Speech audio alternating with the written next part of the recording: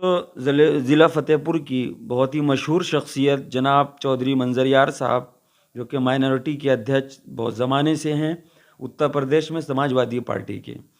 तो इस वक्त ये दयालु गुप्ता जी के, जो कि सभा प्रत्याशी बल्कि पूरे 6 विधानसभा के प्रत्याशियों के जनसंपर्क में लगे हुए हैं और वोट मांग रहे हैं उसके लिए। आज ये बिनकी विधानसभा में हैं और बिनकी विधानसभा में दयालु गुप्ता के लिए वोट मांग रहे हैं।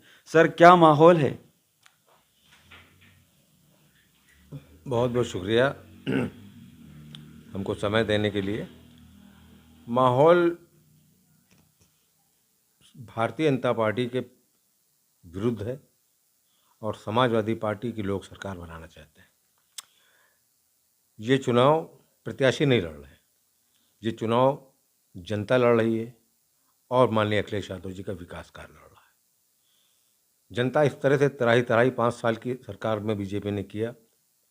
बेरोजगारी, अपराध, भ्रष्टाचार, अपहरण, लूट, डकैती जितनी इन 5 सालों में हुई है, कभी उत्तर प्रदेश को इस बात को झेलना नहीं पड़ा। किसानों के साथ जिस तरह से दोहरा व्यवहार किया गया, जिस तरह से उनके साथ कहा गया कि आपकी आय दुगनी होगी, उनको बिल्कुल किनारे लगाने का काम किया गया। 3 काले कानून लाए गए जिससे कि किसान की ज़मीन हड़पने का काम किया गया।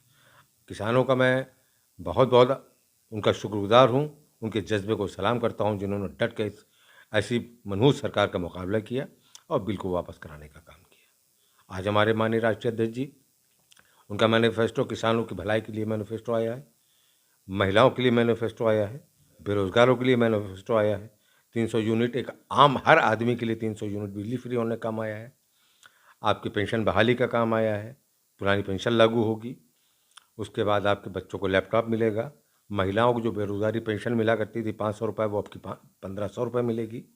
इस तरह के बहुत से विकास कार्यों का मैनिफेस्टो लेकर माननीय अखिलेश यादव जी मैदान में आए हैं और मैं समझता हूँ कि 10 मार्च को आपके इसी चैनल के माध्यम से मैं सरकार बनने की मुबारकबाद उत्तर प्रदेश के लोगों को दूंगा। ख़ास तौर पे आप बिनकी में हैं, तो बिनकी में तो बीजेपी भी कह रही है कि 3,000 करोड़, करण सिंह पटेल जी जो कि विधायक हैं, अभी सिटिंग विधायक हैं यहाँ के, वो कह रहे हैं 3,000 करोड़ का विकास हमने किया है। मेरे समझ से भारतीय जनता पार्टी का नाम भारतीय झूठा और भारतीय जुमला पार्टी चैनल के माध्यम, चूँकि आप लोग चैनल के लोग हैं और मुझसे ज़्यादा बेहतर हो सकता है, आप ये जानते हो कि इनकी पूरी पार्टी के, चाहे वो प्रधानमंत्री जी हों और चाहे मुख्यमंत्री या उनके कोई मंत्री, तो फिर ये तो बहुत छोटी चीज़ है। ये आपके जो स्थानीय विधायक हैं, इन्होंने तो बहुत छोटा तो झूठ बोला है।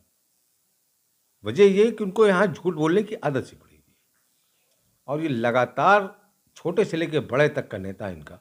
जब नरेंद्र मोदी जी, इनको ये नहीं पता होता कि हम ये फ़ोटो कहाँ चला, अमेरिका के फ़ोटो चला के हिंदुस्तान की बताते हैं, कलकत्ता की फ़ोटो चला के योगी जी उत्तर प्रदेश की बताते हैं। तो ये तो 500 करोड़ 5,000 करोड़ की बात क्यों कर रहे हैं? ये कहते सीधे 150 करोड़ रुपए की।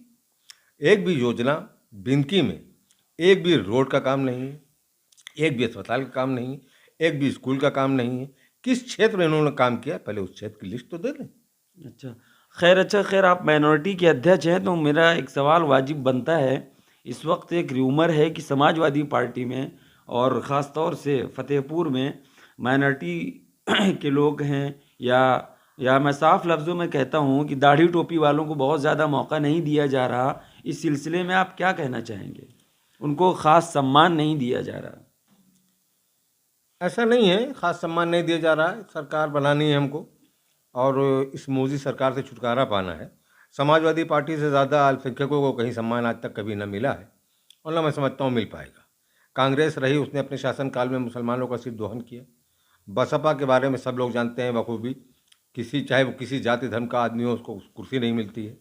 सिर्फ माननीय अखिलेश यादव, मुलायम सिंह यादव जी ऐसे नेता हैं जिन्होंने अपने छोटे छोटे कार्यकर्ता से लेकर बड़े बड़े नेताओं तक एक तरह का सम्मान देने का हमेशा काम करते हैं।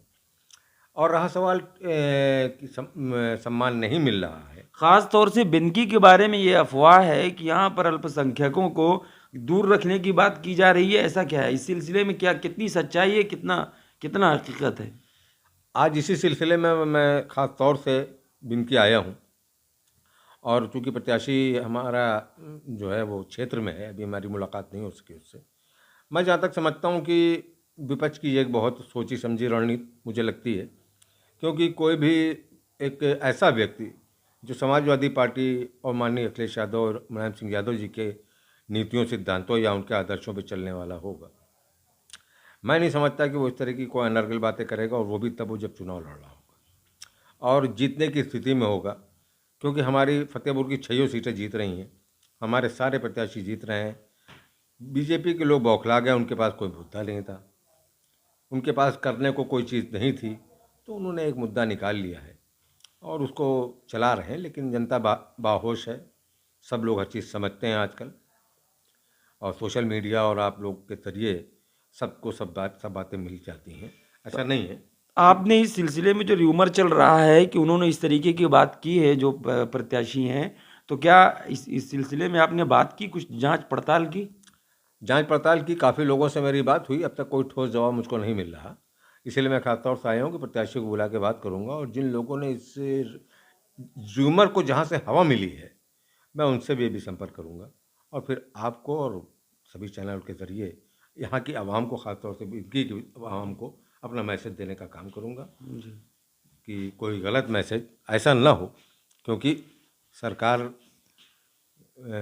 बनानी है, प्रदेश के लोगों को खुशहाली में रखना है, न कि बदहाली की तरफ ले जाना है। इसलिए हमको र्यूमर से बच के चलना है। चलिए, बहुत बहुत शुक्रिया हमसे बात करने के लिए।